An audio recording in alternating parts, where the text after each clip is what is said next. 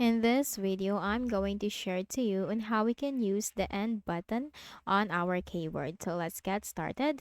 So you will notice the end button on your keyboard that's in the initials END. So what are its uses? Now we just need to open this Microsoft Word document. Okay, so let's go. So first is if you are in the beginning of the text and you want to go to the end of the text, you just need to simply press Control and End button, and you are now at the end of the text.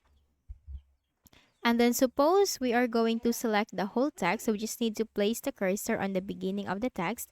And then if we are going to select the whole text, so we just need to simply press Control, Shift, and End key together. And we have just selected the whole text.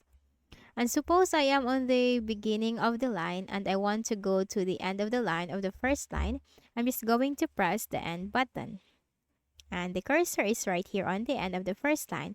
And if I'm going to select the first line, so I'm just going to go back to the beginning of the line and press Shift and End button.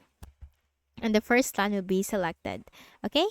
And then if I'm going to search for something, so let's open Google Chrome. And I'm going to search for, let's say, cars. And I'm going to click on a link. And if I want to go to the end of this website, I'm just going to press the end button on the keyboard.